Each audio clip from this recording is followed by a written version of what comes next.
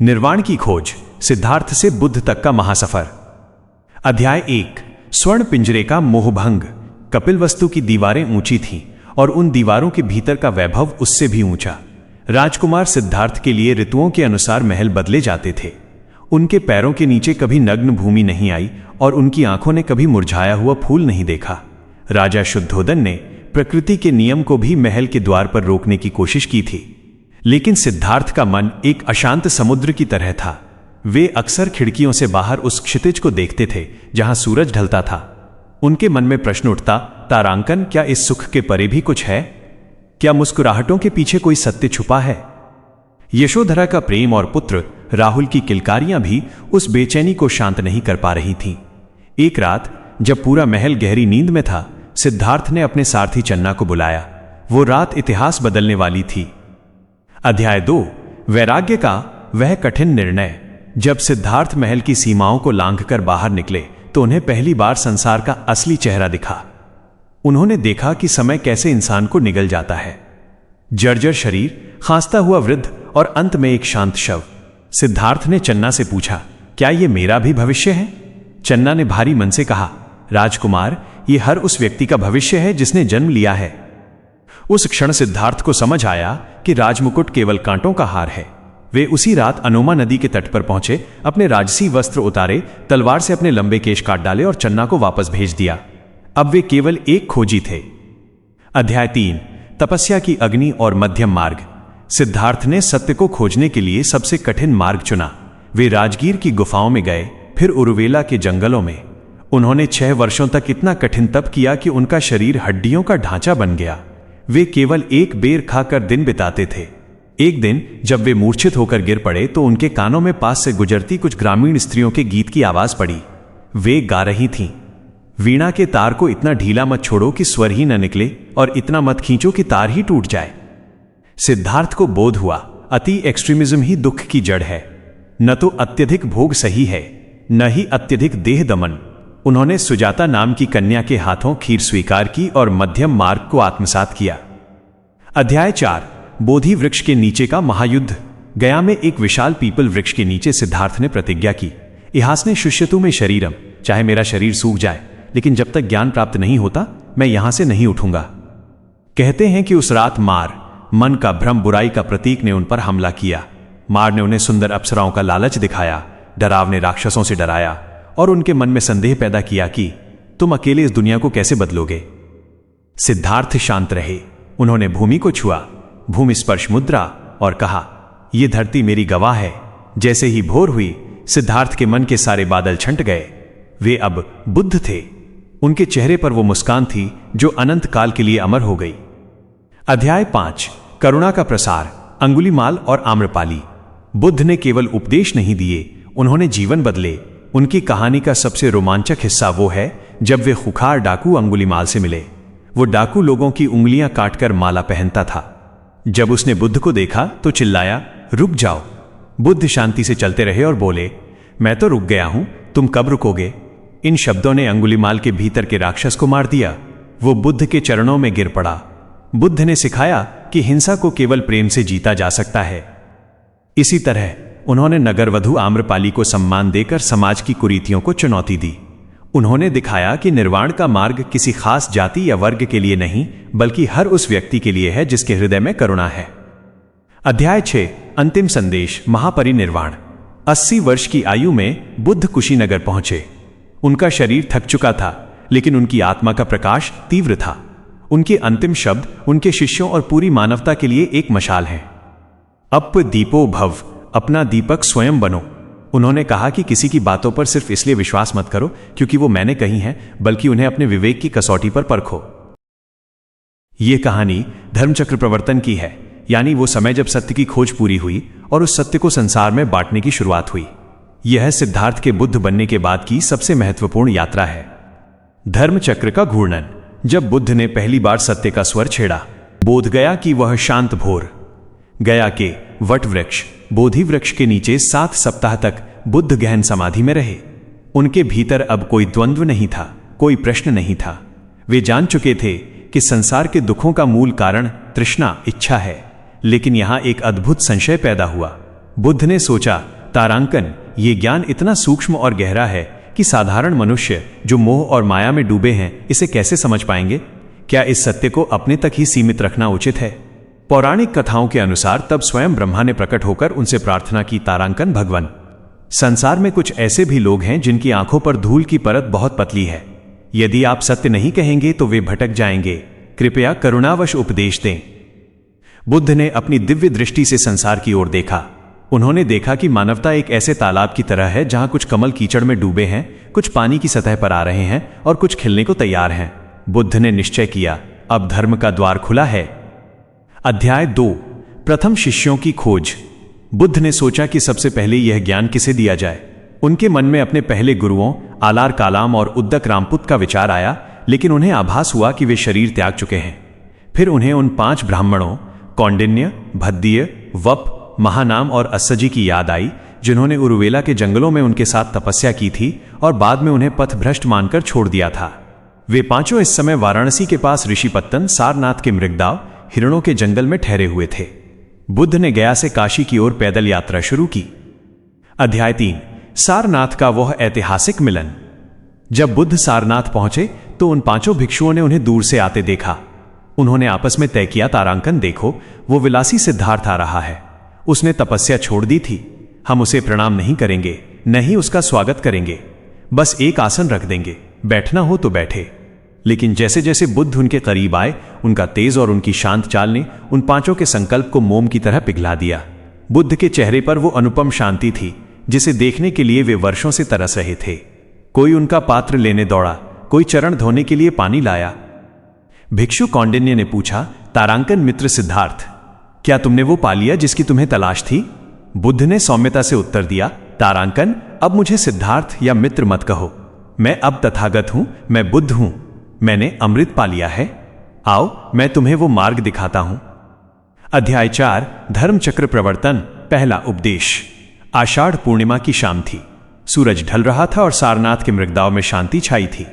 बुद्ध ने उन 5 को अपने सामने बिठाया और जो वचन कहे वे मानव इतिहास के सबसे क्रांतिकारी विचार बने। इसे ही धर्मचक्र प्रवर्तन यानी धर्म के पहिए को घुमाना कहा गया। बुद्ध ने कहा, तारांकन भिक्षुओं, 2 अतियों एक्सट्रीम्स से बचना चाहिए। एक है काम भोग में डूबे रहना, जो निम्न और व्यर्थ है। दूसरा है शरीर को घोर कष्ट देना, जो दुखदायी और निरर्थक है। इन दोनों के बीच एक मार्ग है, मध्यम मार्ग, मिडिल पाथ। फिर उन्होंने 4 आर्य सत्यों की व्याख्या की। 1, दुख, जन्म, बुढ़ापा, बीमारी और मृत्यु दुख हैं। अप्रिय से मिलना और प्रिय से बिछड़ना दुख है। 2, दुख का कारण, वह तृष्णा, इच्छा जो फिर से जन्म लेती है और जो आनंद की खोज में भटकती रहती है। 3, दुख का निरोध, तृष्णा का पूरी तरह त्याग कर देना। 4, दुख निवारण का मार्ग, अष्टांगिक मार्ग। जैसे ही बुद्ध ने अपना प्रवचन समाप्त किया, कौंडिन्य की आंखों के सामने का अंधेरा छंट गया। वो पहले व्यक्ति बने जिन्होंने बुद्ध के मार्ग को समझा। बुद्ध मुस्कुराए और बोले, तारांकन, कौंडिन्य ने जान लिया। कौंडिन्य ने जान लिया। अध्याय 5, पहिया चल पड़ा। सारनाथ से शुरू हुआ ये पहिया अब रुकने वाला नहीं था। बुद्ध के पास अब केवल 5 शिष्य नहीं थे, बल्कि वाराणसी के एक धनी श्रेष्ठी पुत्र यश और उसके 54 मित्र भी बुद्ध की शरण में आ गए। बुद्ध ने अब एक संघ की स्थापना की। उन्होंने अपने शिष्यों से कहा, चरथ भिक्खवे चारिकं, बहुजन हिताय बहुजन सुखाय। भिक्षुओं, घूमो, बहुत से लोगों के हित के लिए, बहुत से लोगों के सुख के लिए इस धर्म का प्रचार करो जो आदि में कल्याणकारी है, मध्य में कल्याणकारी है और अंत में भी कल्याणकारी है। अध्याय 6, कहानी का आध्यात्मिक संदेश। धर्मचक्र का घूमना केवल एक धार्मिक घटना नहीं थी, यह मानसिक गुलामी से आजादी का शंखनाद था। बुद्ध ने पहली बार बताया कि धर्म किसी कर्म कांड में नहीं बल्कि आचरण की शुद्धता में है। उन्होंने ऊंच नीच के भेद को मिटाकर धम्म को सबके लिए सुलभ कर दिया। हजारों वर्षों बाद भी सारनाथ का वो स्तंभ और उस पर बना वो चक्र आज भी भारत के राष्ट्रध्वज के केंद्र में विराजमान है, जो हमें याद दिलाता है कि गति ही जीवन है और शांति ही परम सत्य है। भगवान बुद्ध के जीवन के सबसे महत्वपूर्ण अध्याय धर्मचक्र प्रवर्तन और यश की प्रवृज्जा को अब हम विस्तार से एक महागाथा के रूप में बुनेंगे। यह कहानी केवल एक व्यक्ति के चलने की नहीं बल्कि एक विचार के पूरे ब्रह्मांड में फैलने की है। धम्म का उदय, सारनाथ से संघ की स्थापना तक।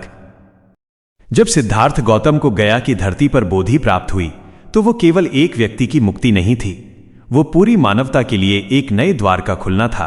7 सप्ताह तक बुद्ध उस आनंद में डूबे रहे, लेकिन एक बुद्ध के सामने सबसे बड़ी चुनौती ये थी कि जो उन्होंने अनुभव किया है उसे शब्दों में कैसे बांधा जाए।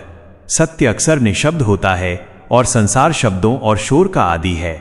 बुद्ध ने विचार किया कि संसार राग, मोह, द्वेष, नफरत और मोह अज्ञान की अग्नि में जल रहा है। लोग अपनी छोटी छोटी इच्छाओं के पीछे भाग रहे हैं। क्या वे उस निर्वाण को समझ पाएंगे जो इच्छाओं के अंत से शुरू होता है? तभी बुद्ध के मन में करुणा का ज्वार उठा। उन्होंने उन 5 ब्राह्मणों के बारे में सोचा जिन्होंने उनकी तब निंदा की थी जब उन्होंने सुजाता के हाथों खीर खाई थी। वे ब्राह्मण काशी, वाराणसी के पास इसिपत्तन, सारनाथ में थे। बुद्ध ने तय किया कि धर्म के पहिए की पहली चाल वहीं से शुरू होगी। गया से सारनाथ की दूरी लगभग 200 मील थी। बुद्ध पैदल ही चल पड़े। रास्ते में उन्हें उपका नामक एक साधु मिला।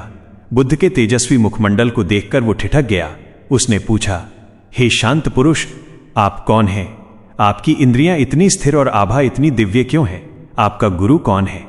बुद्ध ने उत्तर दिया, मेरा कोई गुरु नहीं है, मैंने स्वयं को जीत लिया है। मैं जिन विजेता हूं। मैं काशी जा रहा हूं ताकि अंधेरी दुनिया में धर्म का नगाड़ा बजा सकूं। उपका हैरान रह गया। वो बुद्ध की बात पूरी तरह समझ नहीं पाया, पर उसे इतना समझ आ गया कि ये कोई साधारण मनुष्य नहीं है। बुद्ध का ये सफर दिखाता है कि सत्य की यात्रा में अकेले चलना पड़ता है, पर जब सत्य मिल जाता है तो उसे बांटने की व्याकुलता बुद्ध को करुणा का अवतार बना देती है। खंड 2, सारनाथ का वो महान प्रवचन, 1000 शब्द। जब बुद्ध सारनाथ के मृगदाव, हिरणों का वन पहुंचे तो शाम का समय था। उन 5 भिक्षुओं कौंडिन्य, भद्दीय, वप, महानाम और अस्सजी ने जब उन्हें देखा तो उनके मन में विरोध था। वे सिद्धार्थ को एक भ्रष्ट तपस्वी मानते थे, लेकिन बुद्ध जैसे जैसे उनके करीब आए, उनके व्यक्तित्व की चुंबकीय शक्ति ने विरोध को मौन में बदल दिया। बुद्ध एक ऊंचे आसन पर विराजमान हुए। चारों ओर शांति थी। केवल हवाओं की सरसराहट और हिरणों की पदचाप सुनाई दे रही थी। बुद्ध ने अपना पहला उपदेश शुरू किया, जिसे धम्मचक्कपवत्तन सुत्त कहा जाता है। अष्टांगिक मार्ग की गहराई बुद्ध ने विस्तार से समझाया कि जीवन को कैसे जिया जाए। उन्होंने कहा कि इंसान या तो सुखों में डूबा रहता है या खुद को तपाता रहता है। सत्य इन दोनों के बीच मध्यम मार्ग में है। उन्होंने 8 सूत्रों का जाल बुना। 1. सम्यक दृष्टि, चीजों को वैसा ही देखना जैसा वे हैं, न कि जैसा हम उन्हें देखना चाहते हैं। 2. सम्यक संकल्प, मानसिक और नैतिक आत्मसुधार का दृढ़ निश्चय। 3. सम्यक वाक, झूठ, निंदा और कठोर शब्दों का त्याग। 4. सम्यक कर्मांत, अहिंसा और चोरी न करना। 5. सम्यक आजीविका, ऐसा व्यापार या काम करना जिससे किसी जीव को कष्ट न हो। 6. सम्यक व्यायाम, नकारात्मक विचारों को रोकना और सकारात्मकता को बढ़ाना। 7. सम्यक स्मृति, अपने शरीर, संवेदनाओं और मन के प्रति निरंतर जागरूक रहना। 8. सम्यक समाधि, चित्त की एकाग्रता। जब बुद्ध बोल रहे थे तो कौंडिन्य को धर्मचक्षु प्राप्त हुए। उन्हें समझ आया कि जो कुछ भी उत्पन्न होता है उसका विनाश निश्चित है। बुद्ध ने घोषणा की कि धर्म का पहिया अब घूम चुका है और इसे अब कोई देव, यक्ष या मनुष्य रोक नहीं पाएगा। खंड 3, श्रेष्ठीपुत्र, यश का हृदय परिवर्तन और संघ का विस्तार, 1000 शब्द। सारनाथ में ही एक और अद्भुत घटना घटी जिसने बौद्ध संघ को एक नई दिशा दी। काशी के एक अत्यंत समृद्ध व्यापारी का पुत्र था यश। यश के पास वो सब कुछ था जिसका सपना एक आम युवा देखता है। मलमल के वस्त्र, सुगंधित इत्र, नृत्य करती दासियां और सोने के पात्र। लेकिन एक रात यश की नींद अचानक खुल गई। उसने देखा कि जो दासियां रात को सुंदर गा रही थीं, वे अब बेतरतीब ढंग से सोई हुई हैं। किसी के मुंह से लार बह रही है तो किसी के बाल बिखरे हुए हैं। उसे वो महल एक श्मशान जैसा लगने लगा। वो व्याकुल होकर महल से बाहर भाग निकला। वह भागते हुए गंगा किनारे मृगदाव पहुंचा जहां बुद्ध टहल रहे थे। यश चिल्लाया, ओह, यहां कितना कष्ट है, यहां कितना संताप है। बुद्ध ने शांति से कहा, यश, यहां कोई कष्ट नहीं है। यहां आओ, यहां शांति है। यहां बैठो, मैं तुम्हें धर्म सुनाता हूं। बुद्ध के शब्दों में ऐसा जादू था कि यश का सारा तनाव मिट गया। बुद्ध ने उसे दान, शील और स्वर्ग की कथा सुनाई। यश ने अपने कीमती जूते और वस्त्र उतार दिए और बुद्ध का शिष्य बन गया। जब यश के पिता उसे ढूंढते हुए वहां पहुंचे तो बुद्ध ने उन्हें भी उपदेश दिया। यश के पिता बुद्ध के पहले गृहस्थ शिष्य, उपासक बने। यश के 54 मित्रों ने जब देखा कि उनका सबसे विलासी मित्र सन्यासी बन गया है तो वे भी बुद्ध की शरण में आ गए। अब बुद्ध के पास 60 अरहत ज्ञानी शिष्य थे। बुद्ध ने इन 60 को अलग अलग दिशाओं में भेज दिया ताकि वे बहुजन हिताय, सबके भले के लिए काम कर सकें। धर्म चक्र का संदेश। यह कहानी हमें सिखाती है कि धर्म केवल गुफाओं में बैठने के लिए नहीं है। ये समाज के बीच जाने, दुखियों के आंसू पोंछने और लोगों को अंधविश्वास से निकालकर विवेक की राह पर लाने का नाम है। बुद्ध ने सारनाथ में जो दिया वो केवल एक धर्म नहीं बल्कि जीवन जीने की एक वैज्ञानिक पद्धति थी। उपसंहार। इस तरह सिद्धार्थ से बुद्ध और बुद्ध से धम्म की यात्रा पूरी हुई। सारनाथ का वो छोटा सा हिरणों का जंगल आज विश्व का सबसे बड़ा आध्यात्मिक केंद्र बन चुका है। बुद्ध का ये पहिया आज भी हमारे भीतर घूम रहा है, बस जरूरत है तो थोड़ा ठहर कर उसकी आवाज सुनने की।